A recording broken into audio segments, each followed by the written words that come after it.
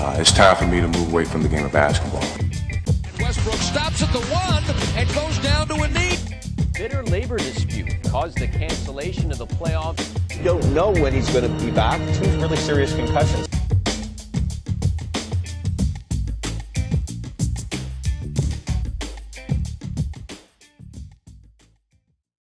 Hello and welcome back to How To Fantasy Sports. In today's video, what we're going to do is we're going to begin our look at the positional rankings for the 2012 fantasy basketball season. Specifically, we're going to start with the point guards. Now, as we mentioned previously in our draft strategy video, we place a lot of emphasis on the point guard position, and we always try to recommend that you draft 4 point guards for your team, or at least 4 players that count heavily towards your assist category. Now, some leagues count positional eligibility a little bit differently than other leagues, so it's quite possible that some of the players that you think are eligible for one position aren't on our listing, and some that you think that are not available are. So definitely try to not necessarily focus specifically on the ranking that we have for any one particular player in one particular position. But if you do have a question about a player and if they're not in a category that you expect them to be in, look at the position where we do have them ranked to get an idea on how we feel they'll be performing over the course of the upcoming season.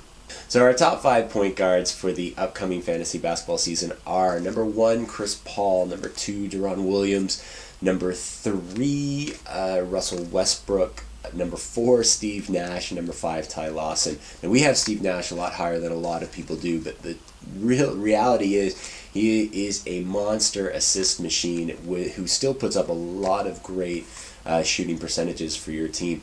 While he might not count a lot of points this year, he's still going to be a dominant threat in those categories. And because of that, he can really separate himself from other players in the league.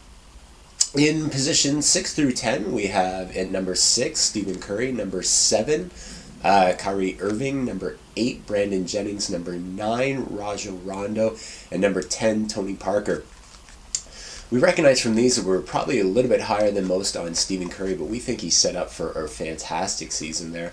And while he might not get a lot of assists for your team, he is dominant in a lot of other categories, so he can be a really effective contributor to your team.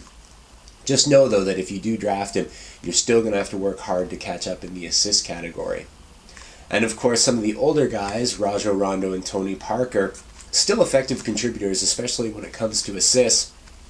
Maybe they're not as effective, at least for Rajon Rondo, in a couple of other categories.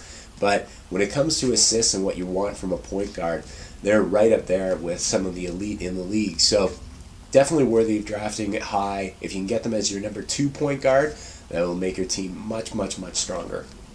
In number 11, we have Goran Dragic, and number 12, we have Mike Conley. Number 13, Jrue Holiday. Number 14, we have Monta Ellis, and number 15, John Wall.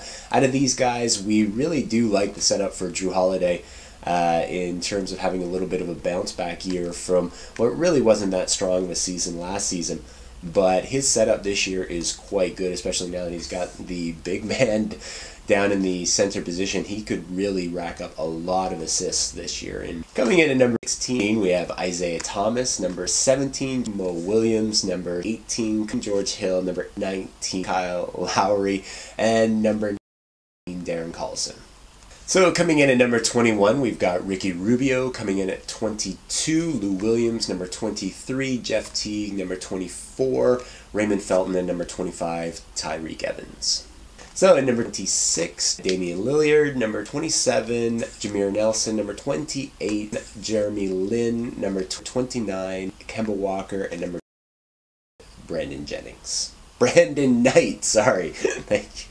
Now, if you aren't able to draft one of those top 30 point guards, there are still a couple of players that are remaining out there that should return some value in the short term.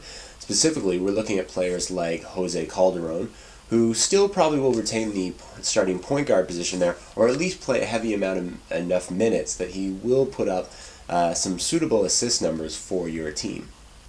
And in Minnesota, while they're waiting for the return of Ricky Rubio, you can pick up Luke Ridnow or Jose Juan Barrera to really help carry your team through the first little bit of the season while Ricky Rubio waits to come back. So that is our look at the positional rankings for the point guard position for the 2012 fantasy basketball season. We hope you found some information here that you can use to help improve your drafting position. If you have any questions, send us an email at question@howtofantasysports.com. Otherwise, subscribe to this channel to stay tuned for future videos. Thanks for watching.